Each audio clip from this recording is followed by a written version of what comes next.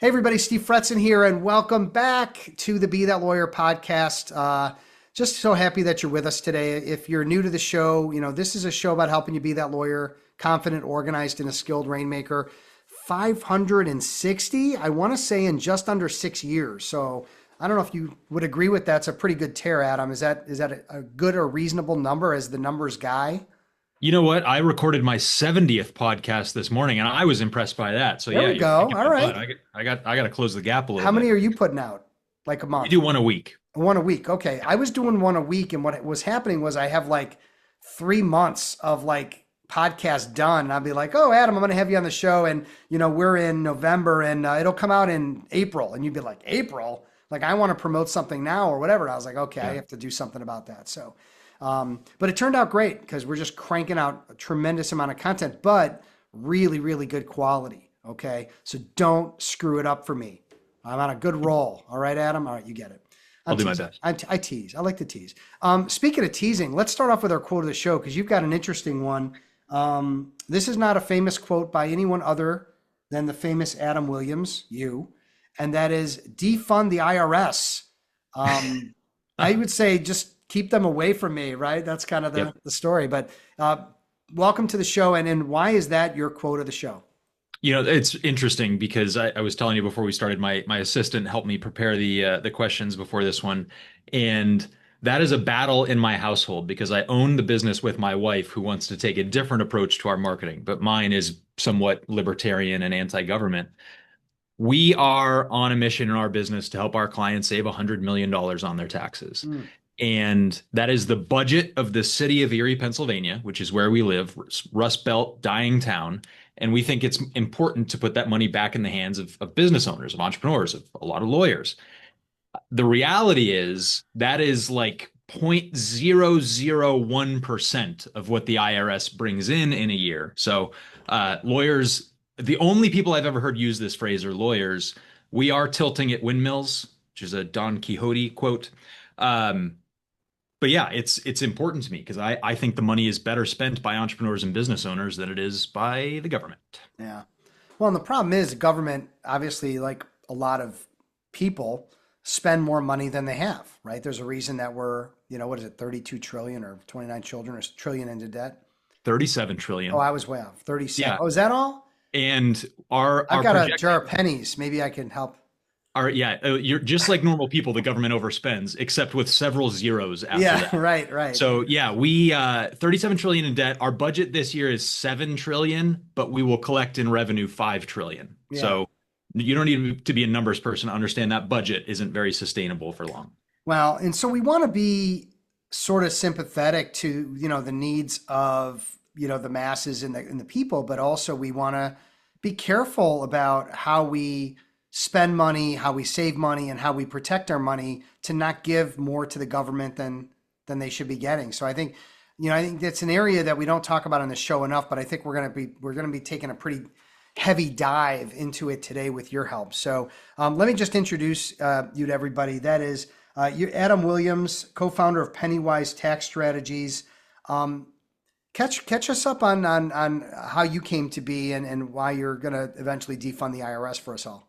Yeah. So I am a lawyer. I'm a licensed attorney. I started my career coming out of law school at a Big Four accounting firm. We were doing tax strategies for mega corporations. We would go save single clients $100 million in a year, and it was like, thanks. Now we're going to bid this work out for next year.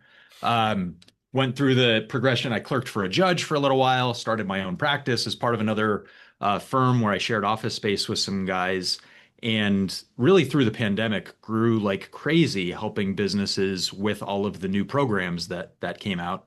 So our law firm, Rust Belt Business Law, has made it on the Inc. 5000 list as one of the fastest growing privately held companies in the country.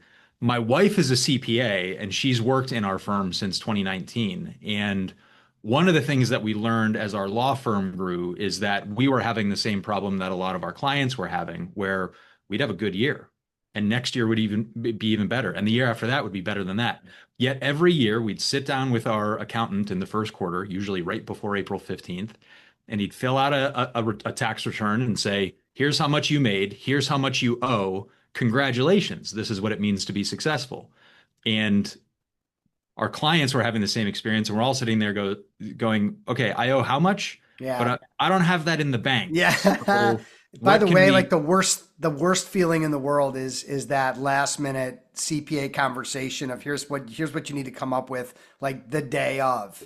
And that's it, right? Ugh. So like true entrepreneurs, my wife and I had we got kicked in the face year after year after year and said there's got to be a better way. Yeah. And we didn't invent the concept of tax strategy, and we didn't invent it for small businesses, but we said we're gonna go and do this because we've been working with our clients in their financials, helping them with all these other programs, these tax credits and these loans and things that are out there. So let's go help people with this. And Yeah. it's super fulfilling. We're having a lot of fun doing it. And unlike those corporations where we'd get them $100 million, we save a client 30 grand, 50 grand, 70 grand. We have some that save seven figures. They're grateful. They Yeah. love it. They want to invite us to their kids' weddings. And Yeah. that Yeah. that's the part that we love is we're helping. I mean, we're mom and pops, right? And Yeah. we love helping them. I get that. And there's again, I think there's a level of service that many CPAs don't seem to understand. Like there's one thing about putting the numbers through, like turn in your numbers, fill this out, let's get it through. But they're not like how are they really stepping up and adding value and trying to help people actually figure out, the strategy. So let's take a step back to take a step forward. I mean, lawyers are not unique in that they struggle with the numbers and they struggle with accounting and just getting all the numbers to match. I mean, do you see that not only it being in law, but also with the lawyers and the people at the firms that you may be helping? I see that in my own household. I have a business degree. I have an MBA. I've taken intro to accounting three different times. I then decided to marry a CPA. That was a solution for me. So Yeah, yeah, we're you're a we're problem still solver. and I know that your listeners tend to be more entrepreneurial, whether they have their own firm or if they work for a bigger firm, they understand the value of rainmaking and developing these relationships. But still, at the end of the day, it's really ingrained in us that this is a profession and it's not a business as much. So we hide out from our numbers and we don't look at them and we use the excuse that I just don't know them and I don't understand them. And the value of working with someone like you as a coach is you can help show them that they're not scary. And in fact, the more that you look at this stuff, the better your life is, the better you sleep at night. So yeah, I mean it's not just lawyers. Small businesses everywhere have the same problem because all business owners start out as those technicians. I'm a Yeah, really good baker, so I'm going to go set up a bakery. I make great coffee. I'm going to start a coffee shop. I'm really good at mowing grass. I'm going to start a landscaping business. We practice law. We become very good lawyers, but nobody ever taught us how to run a business yeah. until it's too late for many of Well, they us. didn't teach me this in law school, has been said, ad nauseum, by every lawyer 100,000 times. So I Yep. get it, and it's unfortunate. The reality, though, is that we're thrust into these businesses. I know for me, day one, I hired a bookkeeper. Like I didn't Nice. waste any time. I'm like, I don't want to send an invoice. I don't want to deal with this stuff. I need someone. Yep. I could read a P&L, a balance sheet. Like I had the business skills going in to do the basics, but ultimately, I think it's so important to bring in people to help you in those areas that we just don't know, because again, bakers don't know the business side and they know how Yep. to make the cookie and that's about it. So what should lawyers be thinking about when they're starting to realize that the numbers are a huge part of their success and how they invest and how they save and how they, balance things is critical to their success. And it could really be, a reason why things would blow up. How are you meeting with them and where does it all start? For us, it starts at the end Okay. of what are your goals and what do you want to do? Okay. And we will help get you there in a tax advantageous way. Okay. We don't want our clients to spend money just to save money on their taxes. We don't want them to do stuff that isn't going to help them fulfill the reasons why their firm exists in the first place. We want to make good money. We want to build wealth. Many of us would like to retire someday. We want to raise families. We want to do cool activities. We want to support our families. And there's ways to do all of that using the tax code to your advantage. So let's go and do it, right? I have a race car that Uncle Sam helped me pay for. Not all of our clients want to go out and buy race cars, right? But if you want to take vacations, if you want to have the vacation house, if you want to grow your team, if you want to invest in new technology or other businesses, there's ways to do that that can put a lot of extra money in your pocket just by being proactive on the tax side of things. Hey everybody, do you ever wonder why top executives and athletes are so successful? It's typically because they have a coach, someone that is looking at them from the outside to identify their gaps, identify their potential. That's what I do. I'm Steve Fretzin, and I'm here to help you be that lawyer. If you're interested in a free consultation, click the link below and we'll get together and we'll identify where you can make improvements to be that lawyer.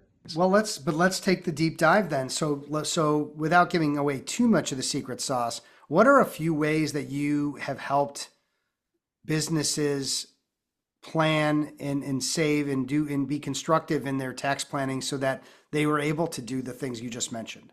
Yeah, so I'm going to tell you what I think is a good story, and it's an example of the type of thing that we can do. Okay. This is not a super sexy example that it's going to save you a ton of money, but it's a good indication of, oh, this is something I can actually do. So I go on a lot of podcasts, do a lot of speaking, and love talking about the Augusta rule. And this was invented because people were renting out their homes in Augusta, Georgia for the Masters golf tournament. And the government said, hey, you're making a bunch of money renting your home. We want our piece of that. And these homeowners are saying, well, wait a minute. We incur expenses to do this, to fix it up and market it and stage it and get it ready, but we're not a real business, so you don't let us take those deductions. So the government created a rule, the Augusta rule or the Eisenhower rule, that says you can rent your home for up to 14 days per year and not pay tax on it. Well, there's a bunch of people sitting there going, well, I don't want to rent my house. I don't want weird people drooling on my pillows and going through my drawers. But if you have your entity set up in the proper way, you can rent your home to your business. So we do client events, we do team events, we do strategic planning, we shoot marketing content, and our home is the venue for that. And we send an invoice to our business, and our business pays us. This is money that we were taking out of the business anyway, Mm. right? But now we're doing it in a way that we don't pay tax on. It requires planning. You can't do this going backwards. You're going to select the days, you're going to research reasonable rates to charge, you're going to create the invoice, you're going to write the check, you're going to create the paper trail or build the file.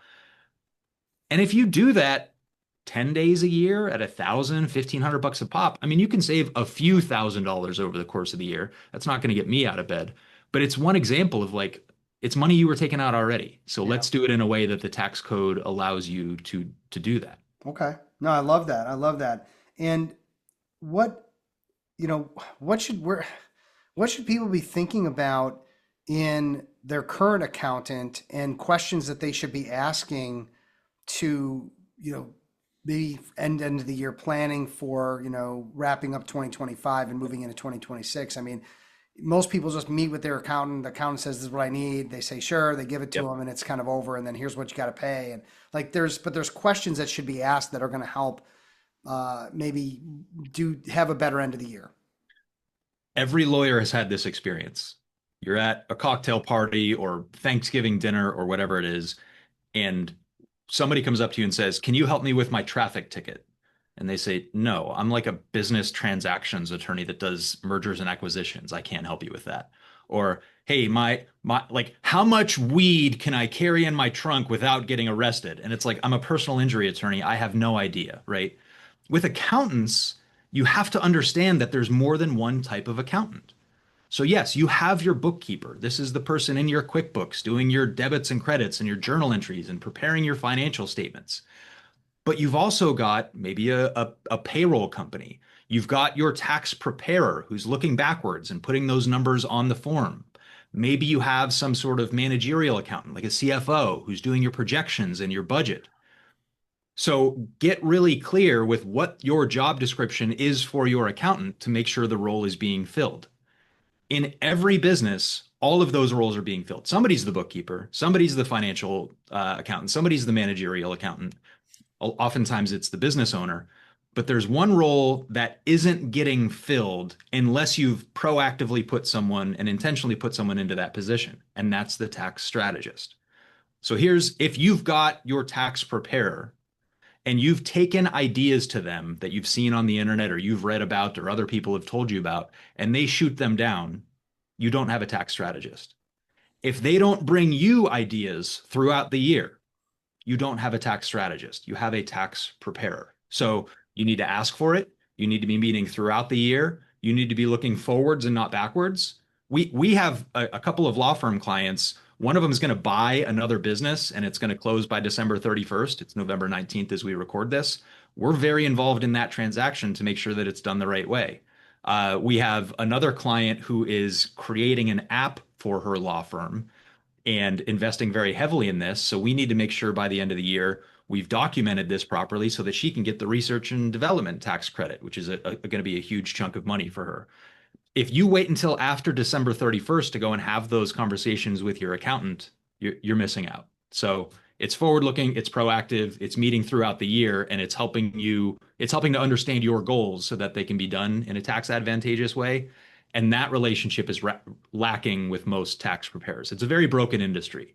Depending on the mood I'm in, I either get really angry at tax preparers and blame them and say they're ruining your life, or I just accept the fact that, you know what, this is the way the industry is built. Business owners dump that shoebox full of receipts on the tax preparer. The tax preparer works 150 hours a week till that April 15th deadline, and then they go to Mexico for 2 weeks because they're completely worn out and they're getting ready to do it again 6 months later for the extension deadline. Yeah. Um, and so I get that there's there's tax preparers and there's tax strategists, and most of us I think have tax preparers. We don't have tax strategists. I mentioned my amazing financial planner, Justin Crane. If you're listening, buddy, love you. He sits down with me and he goes through the business. We talk about saving. We talk about how we're going to do the best we can to make as much and save as much. But I don't know that he has the same experience or background that you have. So then it leads me to be concerned. Like, am I when you mentioned something like coming up with the thing for my house, to rent it back to myself as a business expense, or maybe I'm doing some research. Like, I'll give you an example. I'm looking at putting together a community in 2026, like Circle or Mighty, like a Be That Lawyer community. By the way, I guess I'm kind of announcing it on the show right now that I'm going to be doing this. So now I'm going to be held accountable. But I think, where I can house all my content and I can build a community of people that all care about this. Okay. But I'm in the process of doing research and development and looking to hire advisors and thinking all that stuff. It sounds like that might be a big, a potential tax write-off. Could be huge. Yeah. And again, if you plan it properly, it can be even more significant. Okay. So yes, you're right that every business has a tax preparer. It could be that business owner sitting there on the TurboTax, app around tax filing season. Somebody fills that role. But I know you're in Chicago. You're clearly a Bulls fan with the jersey hanging there. You Blackhawks fan? No, but I heard they're doing well. Okay, so I'm a hockey fan, but doesn't pick your sport. Hockey, Okay. soccer, whatever you want. You're playing right now without a goalie. Yeah. So we're not going to come in and replace your whole team. We want to work with the rest of your team to make sure that everything's going in the same direction and somebody's there calling the shots on it. We love working with businesses that have good bookkeeping. We love working with businesses that have fractional CFOs. We love working with financial advisors because we can bring that one additional element. I'm fighting with a financial advisor right now because he doesn't want his client to hire us. So I said, do you want an extra $100,000 a year to manage for this client or not? Because I can get it to you by April 15th. Well, sure. He was worried I was going to come in and not me, I don't work with the clients, but he was worried that we were going to come in and disrupt the whole financial plan. No, you want to start a new business, you want to launch an app, you want to create a course, we're going to do it with you, with your team, Yeah. not replace the team. We're just another spot that's getting filled on the bench. Yeah. If you're a rainmaker and you're feeling like you're on an island, you don't have anyone to share your ideas with, solve problems with, you're going to want to check out my Rainmaker Roundtables. Click the link below and learn more. So, there's law firm owners listening right now that are nodding their heads and going, oh my God, and whatever. But like, what are the strategies available for law firm owners that might be different than traditional businesses? Ooh, that's a good question. Because they are a little different, right? I mean, in the way that they're Yeah. set up. So we can get from pretty straightforward and clear cut to much more complex. So let me start with a straightforward one. This is going to be more applicable to our small firms. You try and do this in a 50 attorney firm with 20 partners, it's going to be a challenge. Okay. But In our business, we have two children. One of them works in the business. He's 14 years old. We have determined a reasonable rate to pay him, and he comes into the office and he does thank you notes, he does mailing, he organizes files, he does our shredding, he does our photocopying, and we pay him a paycheck for that. Well, I'm going to mess this one up. The standard deduction this year is somewhere north of $15,000. I think it's 15,700. So we can pay him up to $15,700 this year, and he doesn't pay income tax on it. Mm. Again, this is money I was taking out of my firm anyway, and I Yeah. was going to do it at a much higher tax rate because I make a whole bunch of money. But now I get it into his hands at a 0% tax rate. If I pay him 15 grand over the year, that might save me $5,000. And he's contributing to the business. He's learning how to work in a professional environment, and he's getting a sense of fulfillment of earning income. Now, we take a big chunk of that to pay his private school tuition, but whatever. He's Well, I was still going to happy. say that can go right into a 529 too, potentially. 529. You can also double dip with an IRA. So you could pay a Mm. kid up to 22,000 Oh my and God. tax defer a big chunk of that. You take a 14-year-old kid and put 7 grand a year into an IRA, they're millionaires by the time they're our age, Mm. right? So little complex. You got to pay them a reasonable rate. You can't just people want to get in and max out the 15,700 or the 22,000. Don't do that. You got to Yeah. pay them a reasonable rate. But that's a pretty straightforward one. Now let's go a little more complex. A big fear, we work with a lot of single shareholder law firm owners. And I'm going to use the example with husband and wife, but interchange this however you need to make it work for you. In our business, I was the attorney. My wife worked in the firm, but if I died, she's not a licensed attorney. That's problematic for our household income. Mm. So you could, as an example, set up some sort of marketing company that holds the intellectual property for your firm that pays royalty or receives royalties from the law firm for the marketing. So now there's a source of income that she can earn as a non-attorney from our business that protects her a little bit if something happens to me. Of course, we still have insurance and life insurance and disability insurance and things like that. So we can create this new entity and pull some income out of the law firm. We have done this with clients maybe that have operations in multiple states, or if they primarily live and work in a high income state, but they've got a residence somewhere else as well. We can come from California to Montana and save them a whole bunch on their state taxes. Mm. Now, this is way more complex. You need to be a firm of a big enough size to make this worthwhile. Another really crazy one, and our PI lawyers love this because they understand how insurance works. We're talking big firms, right? People making seven figures and up probably. A captive insurance company. You can create your own insurance company, and there's rules and regulations and laws that you have to follow, but you could create a second layer of professional liability insurance, or you could create a key man insurance policy. I pay premiums to that insurance company that are a deduction to my firm. And what do insurance companies do with premiums? They invest them and then they pay dividends. So you can pull this expense out of your firm, put it into a captive insurance company.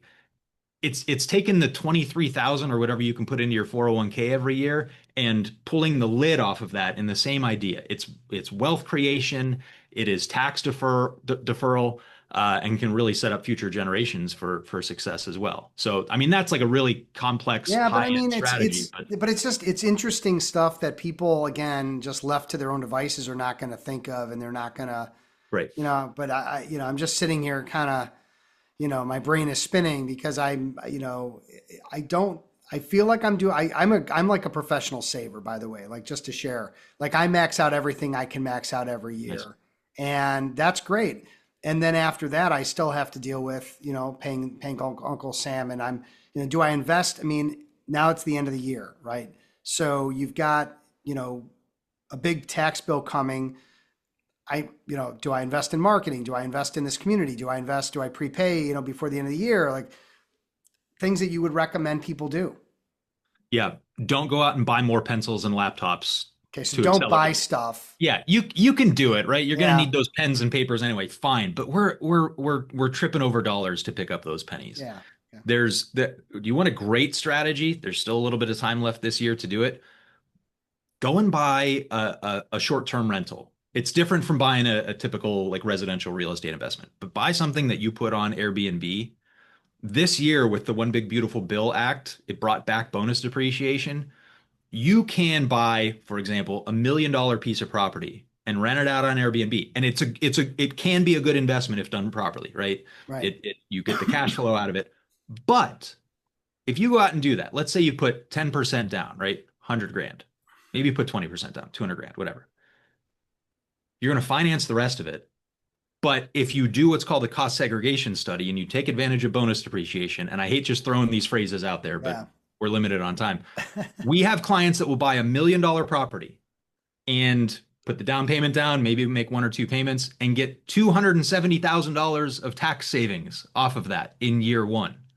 That's a Wow. killer investment, Oh my right? God. And by the way, you have a vacation house that you can use when you want to. So buy it in somewhere that you really like, and it's a good Yeah. investment and can be a really effective strategy. So now you don't want to be in the hospitality business, running an Airbnb. You don't want to buy a vacation house, fine. But it's another example of, all right, maybe this is something that I should consider because it's something that I'm really interested in.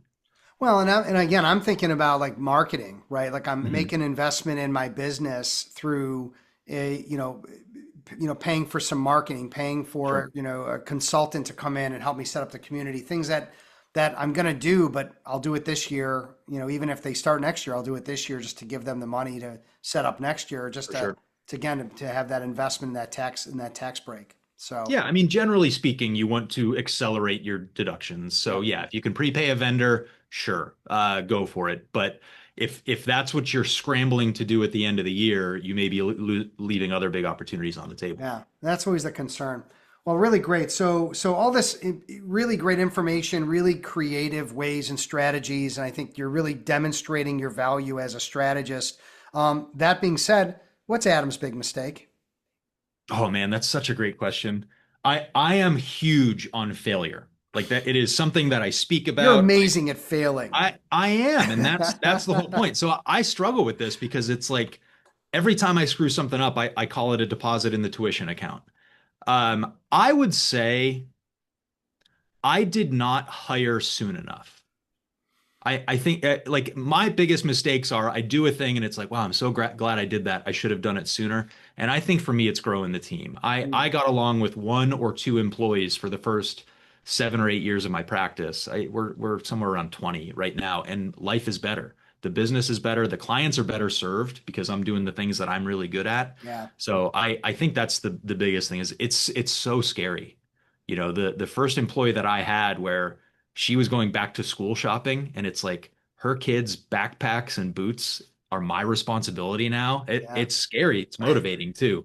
But yeah, once you can get over that. So yeah, that was I would say that's my biggest mistake is Okay. not growing a team of really, really good people soon enough. Yeah, I think that's just yeah, the fact that we hold on to bookkeeping, we hold on to marketing, we hold on to how we delegate work down, and lawyers, just have this attitude of I'll just do it myself. It's just easier to do it myself, Yep. or you know, not the way to go. And by the way, great segue into one of our wonderful sponsors, hireparalegals.com, also connected with Lat Hire. So again, if you're looking for VAs to help your business and delegate down, that's what you want to do. Of course, Rankings.io, we mentioned personal injury attorneys. They are the key player in helping personal injury attorneys around the country grow. And Law Her Podcast, Sonia out there crushing it for women. Adam, amazing stuff. I know there's going to be people that are going to want to talk to you because we're nearing the end of the year. They have no tax strategy at all. They're just going along like every year else, and there's money on the table. What are the best ways for them to reach you? Yeah, so our company's website is pennywise.tax. I am on just about every social media platform as the real Adam Williams. That's where the entertaining content is, not on the business stuff. Okay. So yeah, I don't hide out. I try to be pretty easy to find. So yeah, find me Facebook, Instagram, TikTok, YouTube, you Yeah. name it. And we got it all in the show notes as well, everybody. So you don't have to Great. look too hard. Thanks so much, man. This was great. I knew when we met initially and chatted that this was going to be, engaging for people. And I think it's a topic that can be incredibly dry. But when we start thinking about strategy and we start thinking about saving money and putting more in our pockets, it starts to not be so dry. It starts to get kind of greasy and exciting. We So try. yeah, thanks, man. I appreciate you. Appreciate you coming on the show. Love it. Thank you. Yeah, awesome, awesome. Thank you everybody for hanging out. Be That Lawyer for another 30 minutes of action-packed, great content. Hopefully you guys have a bunch of questions and things that you're going to be either talking to your CPA about, or you're going to be talking to Adam, one of the two or both. But look, we're just here to help you live your best lawyer's life. And in order to do that, to be that successful, you have to be that lawyer. Take care, everybody. Be safe, be well. We'll talk again soon.